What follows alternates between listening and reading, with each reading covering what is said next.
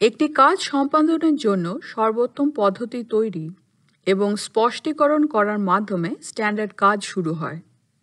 তারপর এই তথ্য নথিভুক্ত করা হয় এবং সেই কাজ সম্পাদনকারী প্রত্যেকের সাথে শেয়ার করা হয়। এর সাথে জড়িত প্রত্যেকেই প্রতিবার কাজ করার সময় এই সেরা পদ্ধতি অনুসরণ করবে বলে আশা করা হয়।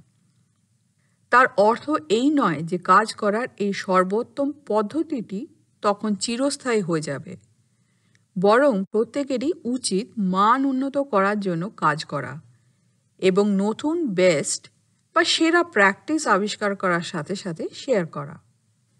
স্ট্যান্ডার্ড কাজ শুরু হয় তখন যখন কাজ করার অভিজ্ঞতা সম্পন্ন অপারেটরদেরকে তাদের কাজটি করার সর্বোত্তম উপায় সম্পর্কে তাদের ধারণা শেয়ার করার সুযোগ দেওয়া হয়।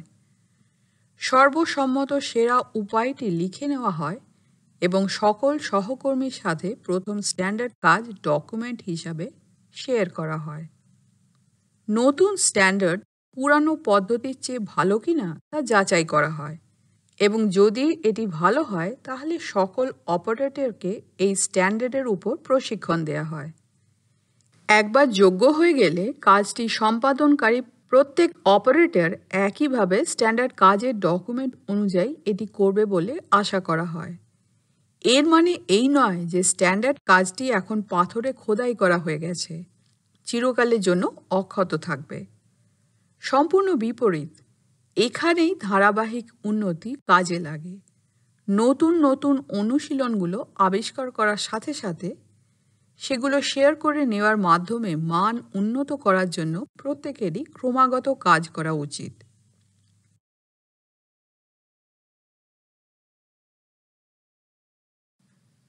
আসুন আমরা আমাদের কর্মক্ষেত্রে উন্নতি করাকে পাহাড়ের ওপরে পাথর ঠেলে ওঠানোর মতো করে ধরে নিই। আমাদের উন্নতি পাথরকে পাহাড়ের ওপরে নিয়ে যায়, কিন্তু যখন আমরা অন্য কোনো উন্নতি করতে চলে যাই, আগের উন্নতিগুলো আবার নিচে নেমে আসে। স্ট্যান্ডার্ড কাজ কিলকের বা কাঠের গোঁজের মতো কাজ করে, যেটি পাথরকে ধরে রাখে। অন্য কথায়, স্ট্যান্ডার্ড কাজ কোনো কিছু করার সর্বোত্তম উপায় নির্ধারণ করে, যার থেকে সবাই উপকৃত হয়। স্ট্যান্ডার্ড কাজ ছাড়া আমাদের উন্নতিগুলো পিছনের দিকে যেতে থাকবে এবং আমাদের দলগুলোকে সেই একই উন্নতি নিয়ে কাজ করতে হবে যা আগেই করা হয়েছিল। কিছু করার বর্তমান সেরা উপায় নথিভুক্ত করার মাধ্যমে এটি আমাদের পরবর্তী উন্নতির জন্য প্ল্যাটফর্ম প্রদান করে।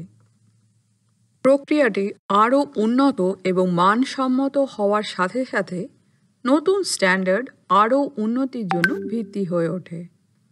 আমরা এখন জানি যে 6S এর মধ্যে একটিকে স্ট্যান্ডার্ডাইজ বলা হয়। 6S এ মানসম্মত কাজ বাস্তবায়নের মাধ্যমে আমরা স্পষ্ট করে দিচ্ছি যে কোনো কিছু করার সবচেয়ে ভালো উপায় কী এবং এটিকে আরও উন্নতির জন্য বেসলাইন হিসেবে নির্ধারণ করে দিচ্ছি। স্ট্যান্ডার্ডাইজ কাজ ক্রমাগত উন্নতির জন্য একটি প্ল্যাটফর্ম প্রদান করে। বর্তমান সেরা পদ্ধতিটি ধারাবাহিকভাবে অনুসরণ করা হলে তখনই কেবলমাত্র কী উন্নতি প্রয়োজন তা দেখা যাবে। প্রক্রিয়াগুলো উন্নত হওয়ার সাথে সাথে নতুন স্ট্যান্ডার্ড আরও উন্নতির একটি প্ল্যাটফর্ম হয়ে ওঠে। এইভাবে স্ট্যান্ডার্ডাইজ কাজের উন্নতি একটি অবিরাম প্রক্রিয়া।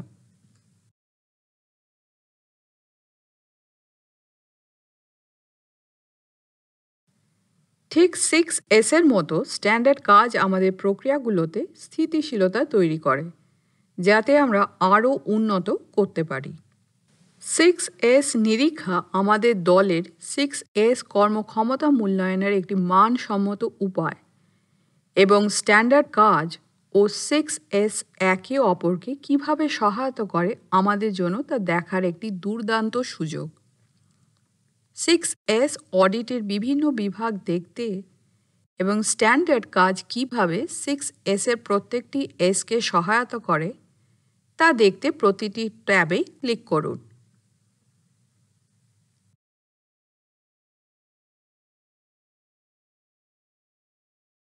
যখন আমরা সর্ট বা বাছাই করি তখন আমরা ইনভেন্টরি, টুলস, তথ্য এবং যন্ত্রপাতি সহ আমাদের কাজ করার জন্য যা প্রয়োজন এবং প্রয়োজন নেই তার স্ট্যান্ডার্ড নির্ধারণ করছি। যখন আমরা স্ট্রেইটেন করি তখন যেখানে জিনিসগুলো সবচেয়ে বেশি বনাম কম ব্যবহার করা হয় তার ওপর ভিত্তি করে আমরা সেগুলোর অবস্থান স্ট্যান্ডার্ডাইজ করছি এবং ভিজুয়াল দিয়ে আমাদেরকে এর অবস্থান মনে করিয়ে দেওয়ার ব্যবস্থা করছি। যখন আমরা সাইন করি তখন আমরা পরিচ্ছন্নতা এবং মৌলিক রক্ষণাবেক্ষণ চেক সহ আমাদের কর্মক্ষেত্রটি কেমন দেখতে এবং কিভাবে পরিচালনা করা উচিত তা স্ট্যান্ডার্ডাইজ করছি।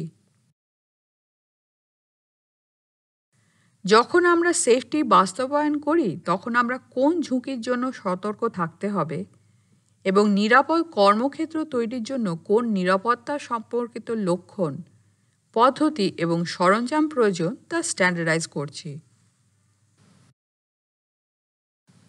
চূড়ান্ত দুটি এসে আমরা 6S রুটিন কিভাবে হবে, কোথায়, কখন এবং কার সাথে অডিট এবং রিপোর্টিং হওয়া উচিত, সেই সাথে টিম দ্বারা সমাধানগুলো কিভাবে পাওয়া যায় এবং প্রয়োগ করা হয় সেগুলো স্ট্যান্ডার্ডাইজ করছি।